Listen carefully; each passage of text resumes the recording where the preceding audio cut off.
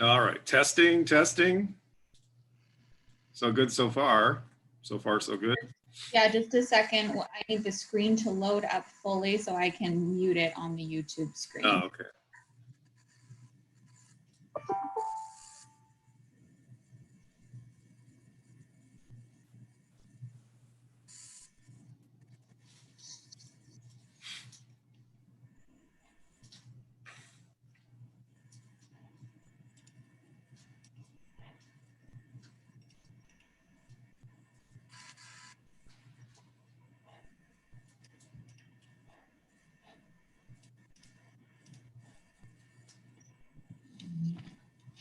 Okay, I think we are good to go. So welcome everyone. Thank you for your patience. Just starting out with some general Zoom housekeeping. Attendees will be able to raise their hands during the duration of the meeting, but will only be invited to speak during the public comment period. When you are called on to speak, I will call your name or the phone number digits that are shown. Please state your name for the record. And with that, thank you everyone. Let's go ahead and get started. Okay. All right. For the record, it is September 14th, 2020. I'm Phil Albarks, the hearing examiner for the city of Lakewood. We are doing our first virtual hearing now. This is on a master plan modification application, file number, let's see here, LU 19-00263 for the Pierce College. The hearing format today will start off with a presentation from Lakewood City staff. That's Ramon Rodriguez from the Planning Department. Then we'll give the opportunity for the applicants to speak if they want to. Certainly no requirement to do that if you don't feel that's necessary. After that, then we will jump into public comments. And as Ms. Brunel said, you will have a chance to speak during the public comment portion. When the public comment portion starts, I'll be sharing a screen that provides a phone number and email address in case you're having any trouble connecting. The record will also be left open for a couple weeks. So if we can't figure out how to get you in today, you'll certainly have a chance to submit at least something in writing within the next 2 weeks. And then the applicant and city will have an opportunity to answer any questions you have or provide a written response or something of that nature. Once the public comment portion of today's hearing is finished, we'll move back to staff final rebuttal where they'll answer any questions that were raised and provide rebuttal evidence. Then finally, we'll get applicant gets the final say. After that, I have 10 business days to issue a final decision. Any of you who want to get a copy of that decision, need to let us know what your address is or at least your email address when it's your turn to speak so we can get that to you. Now, all testimony does have to be taken under oath. So any of you who may testify today, even if it's just a matter of having to answer a question, need you to raise your right hand right now. It doesn't matter if I can't see it, just do it anyway, even if you look silly at your house. Do you swear, affirm, tell the truth, nothing but the truth in this proceeding? Then just say I do if you do. And once it's your turn to speak, I'll ask if you've been sworn in. If you haven't been, we can swear you in at that point again. That's not a big deal. Now let me, I just want to see if my share screen works here just real quick. All right. Yeah, this is the contact information I'm going to show. One of the weird things about Zoom is that it doesn't let the person who's sharing screen know if their screen is actually being shared. Ms. Brunel, is my little slide with the Ramon's contact information showing right now? It is. Oh, perfect. All right. Yeah. So again, if any of you have any problems connecting, there's Ramon's phone number, his email address. Also, there's a web link down there, and that leads me to the second part of my preliminary comments about exhibits. I'm going to be entering exhibits into the record now. All the documents so far that I'm going to enter into the exhibit are at this web link that I'm showing there with my cursor. So if you need to see any of the documents that I'm presenting for entry into the record, you can just click on that web link and you should be able to find that document and see it. If for some reason that doesn't work for you, or if it's a new document that's being admitted later on in the hearing, you have Mr. Rodriguez's email address there, and he can email you the document, probably figure out a way to get that out to you. So I'm going to unshare this and then share another document at this point, and that is the staff report. Let's see. I think, yeah, all right. Okay, and I'm going to go down to the exhibit list in the staff report. Ms. Bruzel, is the exhibit page on the staff report visible right now? Yes, it is. Okay, perfect. All right, this is page 13 of 13 of the staff report. It is the documents pertaining to the application that the city has given me in advance of the hearing. By state law, I'm not allowed to consider any information that's not available and known to everyone else who's participating in the hearing. So I can only consider exhibits that are entered in the record, and the testimony that's presented before the hearing is closed for today. So the documents there on the exhibit list, there's 18 of them. It's a wide range of documents, including traffic reports and the exterior sign master plan, landscaping, lighting plan, campus map, comment letters, and the SEPA checklist, those kind of things, and the staff report itself. Are there any objections out there for entry of these documents 1 through 18? And if you do want to object, there are two ways you can do that. One, you can unmute yourself and just say, I object. It is okay to say that at this point. Or two, again, you put your cursor at the bottom of your screen, click on the participants. That'll give you your panel on the right, and then you click on raise hand. And then I can tell from the raised hands if anyone has an objection. And I'm looking and I don't see any raised hands, so we'll go ahead and admit exhibits 1 through 18. And with that, I think Mr. Rodriguez, you can go ahead and tell us what this is about now. And I'll stop share. There we go. Okay, go ahead. Good afternoon. My name is Ramon Rodriguez. I am the project planner assigned to the proposed land use modification for Pierce College master plan update. Land use number 1900263. Pierce College is seeking an update to their existing 2006 master plan, which would allow development of new classroom buildings, parking expansion, support facility buildings, and amendments to their existing lighting plan, landscaping plan, and sign plan. The Pierce College Fort Silicon site is located within the public institutional zoning district per the City of Lakewood zoning map. The public institutional zoning district is designed to allow specialized needs for providing public services to all areas of Lakewood. Improvements to the Pierce College Fort Silicon site will take place over several years. The master plan update identifies near-term and long-term development. Near-term developments refer to developments which are planned to be built prior to 2025. Those developments include new classroom buildings for the veterinary dental programs, veterinary/dental programs, residence hall housing approximately 60 students, parking expansion, greenhouse, observatory, gender neutral restrooms, storage facilities. Long-term developments refer to developments which would take place 11 to 15 years, and which include the following: Arts and Communication Building, Olympics South Level 2 remodel, Sunrise renovation and expansion, softball field, and parking expansion.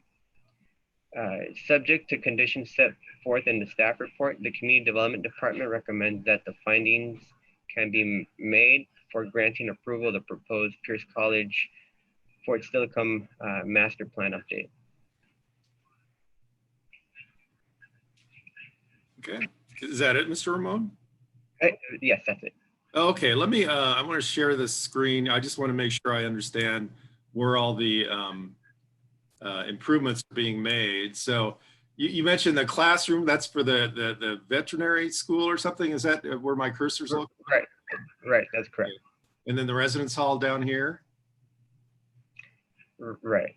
And then now I couldn't quite tell from the report, are there two sets of classrooms being added, or is it just the one here? So there's various classrooms. So the classroom that you're highlighting is the one that's proposed in the near future. And then as you look at on the north up there, those classrooms are also proposed in the future. But the ones that are subject to or added by the modification are just these right here, right? Is that correct? Right, that's correct. Okay. And let's see, and then you mentioned some athletic field expansion. Where's the greenhouse area, by the way? It's I can't really point on it, but it's It's north. It's still north. North. Okay. Right by the where it says habitat. Oh, up here. Just Oh, west there of it there. is. I see Yeah. it right here. Okay. Oh, there. Okay, I see it now. Okay, I missed that the first time. Okay. All right. Great. All right. So it's just one set of classrooms that are subject to the modification. That's what I wasn't exactly clear about because somewhere else it said two, but that okay, that's it. And this is the enlarged parking area. All right. And where are the nearest homes to all this development? Is that south of the project site then? South and west. Okay. All right. Okay. Yeah, let me get, I had some questions written down here.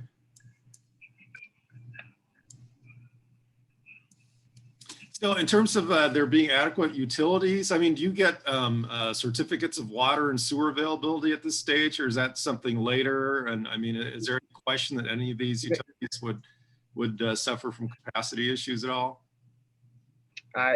None expected. That's typically done at building permit submittal.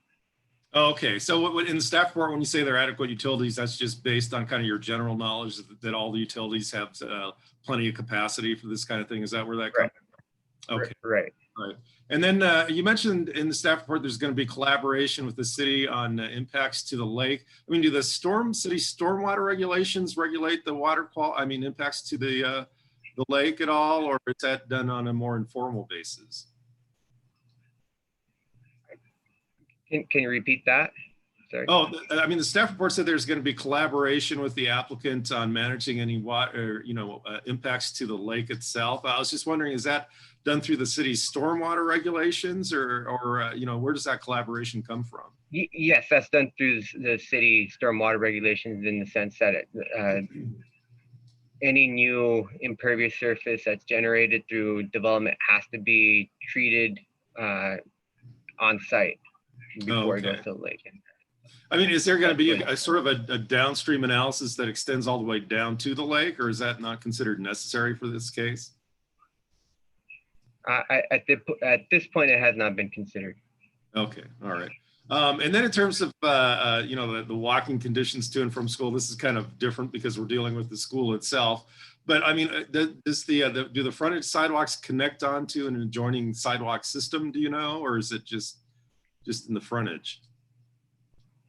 No, it connects along far west. It connects to the circulation that's provided over on Stillicum. Okay, all right. And then I took a look at the traffic study, and it accounted for traffic generated by students, but it didn't mention added faculty, maintenance staff, that kind of thing. I mean, wouldn't there be an increase in those as well when you have 60 more students or something, or is that just considered too small a number to make a difference? You know? I don't know. Okay, all right. And what's the city's adopted LOS? I couldn't find that in the report. I saw that it didn't reduce the LOS for any intersection, except I think for one from B to C. Do you know what the LOS is for those intersections? I don't know. I don't know what the. I don't know on. Are you referring to the on far west in Stillicum? Yeah. I think that's the one that went down just one level. But I mean, I suspect your LOS it's going to be C or D or something, right? The adopted one. I don't know. I'm sorry. Oh, okay. All right. And then finally, off-street parking, was that something that was, I saw it somewhere in there. There were notes about the fact you did talk to the applicant about addressing impacts from events on the project site. I mean, is there any possibility there could be off-street parking impacts? It looked like the utilization rate was, I think, 54% of over 1,000 stalls. So it seems very unlikely that 60 additional students would create any such demand. But was that something that was considered at all, or not? No, given the capacity, it wasn't considered. Okay, yeah, it seems like there's an overabundance of parking there. Okay, all right, great. Thanks, Mr. Rodriguez. Appreciate your help on that. All right, like I said, I can now move on to the applicants. If you want to say anything, just you can unmute yourself and do that, or raise your hand and we'll call on you. I'm going to look at my participant list now, and Ms. Brunel, I don't see any raised hands or anybody wanting to participate. Do you see anything? No, I do not. Oh, Charlene Wilson from Pierce College just raised her hand. Okay, if go ahead, Charlene. Go ahead and have you been sworn in? I have not, but I do. Oh, okay. Do you swear affirm to tell the truth, nothing but the truth in this proceeding? I do. All right. Okay, go ahead. I just wanted to clarify on the question about existing impacts to parking for potential new faculty or students related to the construction of the new building. This is primarily a shift of FTE out of the Cascade building into this new building, and we do not anticipate any additional faculty or maintenance staff. Okay. Okay, good to know. Thank you. Appreciate your comments. All right. Okay, now I'm going to take it to the public comments. And Ms. Brunel, do you see any members of the public on the list at all at this point? I do not. Okay, since we are on YouTube, I'm going to go ahead and if I can find, there it is. I'm going to share my screen again with the contact information just in case. Let's see. There we go. I'll give it a minute to load up. But if any of you are on YouTube and you want to participate in this, those are, you know, you can email Mr. Rodriguez or phone him and he'll set you up to get involved. And actually, Ms. Brunel, you had a direct phone line they can connect to, right? Wanted to participate at this time? Yes, let me share my screen too. Yeah, I couldn't share. Okay, there we go. There we go. Join by phone, you can dial 253-215-8782 and enter webinar ID 821-7295-9821#. The passcode for this meeting is 941940. All right, thanks. Also a phone number displayed if you're having any connection issues. Okay, thanks, Ms. Brunel. All right, and again, I mean, you have 2 weeks if you can't do it now. It would be preferable to do it now so we can answer your questions right away. But if for whatever reason you can't, you've got 2 weeks to still submit your comments there. So with that, we'll take it back to Mr. Rodriguez. I guess there's no rebuttal necessary at this point or final comments from the applicant really. So I'll go ahead and close the hearing. And as I said, except for the comments which may still be submitted within the next 2 weeks, those can be emailed or phoned in. You've got the email addresses right up there for this one. That would be the one for Mr. Rodriguez there, rrodriguez@cityoflakewood.us, or go ahead and call the 253-983-7839 number, or Mr. Rodriguez's number, 983-7802. I think either one would work, and you know, let the person you're calling know you wanted to get some comments in for this project. But with that, the hearing is closed. This is a you know, fairly straightforward, easy one to approve. It looks like so far from all the evidence presented, and we'll get that decision out 2 weeks from the close of the hearing, which I guess is about a month from now. Thank you all for participating, and we're done until 2 o'clock. We'll all see you then.